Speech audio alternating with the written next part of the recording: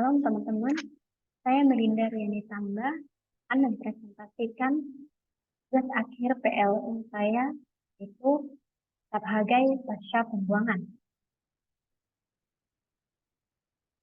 Hagai adalah seorang nabi yang dijuluki juru bicara dan utusan Tuhan. Hagai adalah orang yang pintar dan rendah hati, panggil Allah untuk mendirikan kembali bait suci. Mengapa Hagai dijuluki juru bicara dan utusan? Yaitu terdapat dalam Hagai 1 ayat 1, Hagai 2 ayat 2, dan ayat 14. Karena dikatakan bahwa Tuhan berfirman melalui perantaraan Nabi Hagai kepada Zerubabel bin Shealtiel, Bupati Yehuda, kepada Imam Yosua bin Yozadak, Imam Yehuda, dan kepada selebihnya dari bangsa.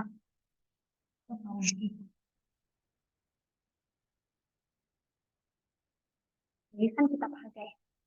Kitab Hagai adalah kitab terpendek kedua setelah Kitab Obadiah. Kitab Hagai ditulis oleh Hagai sendiri. Tahun penulisannya perkirakan yaitu sekitar tahun 520 sebelum Masehi. Kitab Hagai terdiri dari 2 pasal dengan 38 ayat. Hagai sendiri sejaman dengan Nabi Zakaria. Hagai dan Nabi Zakaria adalah nabi yang pertama melayani setelah pembuangan. Penulisan kitab ini dilatar belakangi oleh keabaian orang-orang Yahudi terhadap bait suci. Hagai prihatin terhadap keadaan bangsa, terlebih keadaan bait suci. Karena pada masa itu pengharapan suatu bangsa pada Allahnya dinilai dari sebuah kuil yang dibangun terhadap Allahnya. Karena pada saat itu bait suci keadaannya adalah seperti puing-puing dan sangat tidak layak. Oke, di sini saya akan menjelaskan garis besar dari kitab Hagai. Yang pertama, imbauan membangun kembali bait suci. Pada tahun yang kedua, zaman Raja Darius, Tuhan berfirman dengan perantaraan Nabi Hagai kepada Bupati Yehuda, Zerubabel bin Shealtiel, dan kepada Imam di Yehuda, yaitu Yosua bin Yozadak. Yaitu untuk melakukan pembangunan kembali bait suci. Karena pada masa itu, kaum sisa itu sibuk dengan urusan pribadi mereka. Sibuk dengan mengerjakan rumah-rumah mereka dan mengerjakan ladang-ladangnya. Sehingga Tuhan menahan berkatnya atas mereka, dan Tuhan juga memerintahkan atau memerintahkan agar mereka bersegera melakukan pembangunan kembali bait suci. Karena melalui bait suci ini, Tuhan berkenan atas mereka dan kemuliaan Tuhan hadir di bait suci. Yang kedua yaitu tanggapan dari sisa-sisa umat. Ketika firman itu dinyatakan kepada Zerubabel, kepada Imam Yosua, dan kepada kaum sisa tersebut, mereka dengan respon mereka yaitu dengan segera mereka melakukan kembali pekerjaan pembangunan bait suci karena mereka takut akan Tuhan. Tuhan juga berfirman bahwa Dia akan menggerakkan Zerubabel, Yosua, dan lebihnya dari bangsa itu. Tuhan juga berjanji akan menyertai mereka dalam melakukan pembangunan itu. Yang ketiga yaitu janji pemulihan. Ketika Zerubabel, Yosua, dan selebihnya dari bangsa itu melakukan pembangunan rumah Tuhan, Tuhan berfirman bahwa Roh-Nya akan tetap tinggal di tengah-tengah mereka dan damai sejahteranya akan dicurahkan atas mereka dan juga akan memulihkan keadaan mereka. Tuhan berfirman agar mereka bekerja dengan sungguh-sungguh untuk pembangunan rumah itu, menguatkan hati mereka dan menyertai mereka. Yang ketiga, yang keempat yaitu imbauan untuk hidup kudus. Ketika proses pembangunan bait suci itu, Tuhan mendapati bahwa masih ada orang-orang yang melakukan hal-hal yang najis. Sehingga apapun yang dipersembahkan mereka di rumah itu, hal itu najis juga di hadapan Allah dan mengancam pembangunan bait suci. Oleh karena itu, Allah berfirman agar bangsa itu hidup di dalam kekudusan sebelum pembangunan itu dilanjut kembali. Karena akibat dari penajisan yang mereka lakukan, Tuhan memukul mereka dengan hama dan penyakit pada gandum, dan segala yang dikerjakan mereka Tuhan pukul dengan hujan batu. Tapi di atas semua Tuhan berfirman bahwa ketika mereka hidup dalam kekudusan, Tuhan akan mencurahkan api. Dan yang kelima yaitu keturunan Daud dan cincin meterai. Keturunan Daud dan cincin meterai di sini dikaitkan dengan konsep mesianis, yaitu cincin meterai itu merupakan simbol otoritas kerajaan, tidak ubahnya dengan sebuah tongkat kerajaan atau mahkota. Sebutan yang ditujukan kepada Zerubabel sebagai cincin meterai Tuhan menunjukkan bahwa Allah akan ucapan kutuk yang disampaikan oleh Yeremia atas Yoyakin dan keturunannya.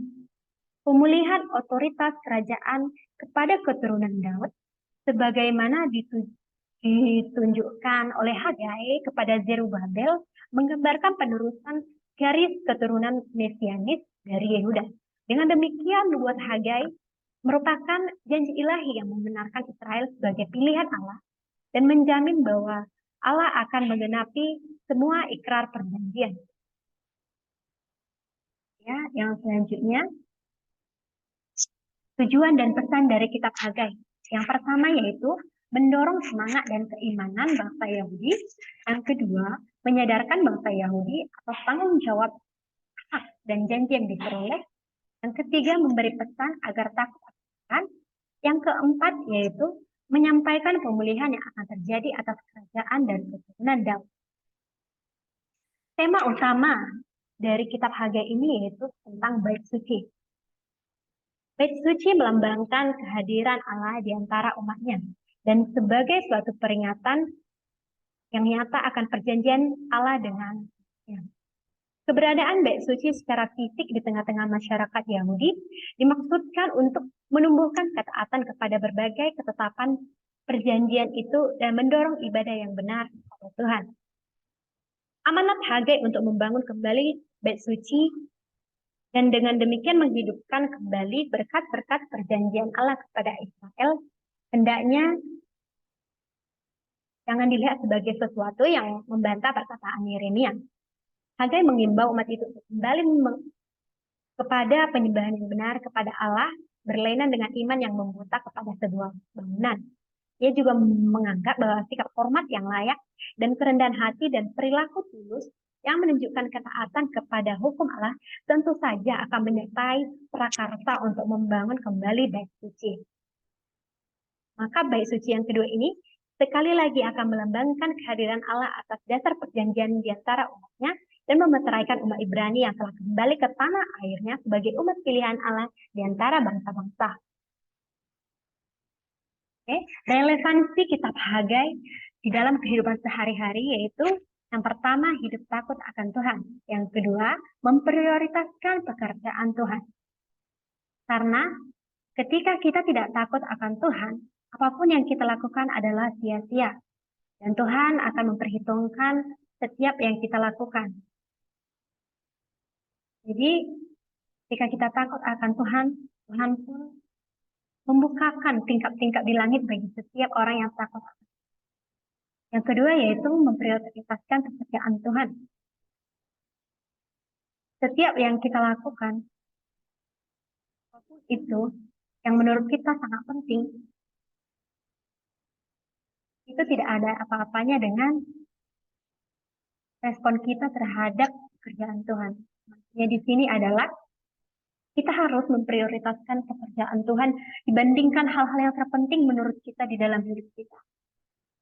Karena ketika kita memprioritaskan pekerjaan Tuhan, kita menghormati kehadiran Tuhan, kita menghormati Tuhan melalui sikap kita dalam memprioritaskan pekerjaan Tuhan. Misalnya, seperti melakukan pelayanan di gereja. Jadi kita lebih memilih untuk pergi jalan-jalan dengan teman kita daripada melakukan pelayanan yang sudah dijadwalkan di gereja. Di situ akan terlihat sikap kita dalam memprioritaskan pekerjaan. Oke, sekian presentasi dari saya. Kiranya dapat memberkati teman-teman semua yang mendengarkan dan menonton. Terima kasih. Jika ada kekurangan, bisa di-chat di kolom komentar. Terima kasih kepada dosen pengampu dari kuliah PLU, Pak Yada. Pada teman-teman semua, Tuhan Yesus memberkati.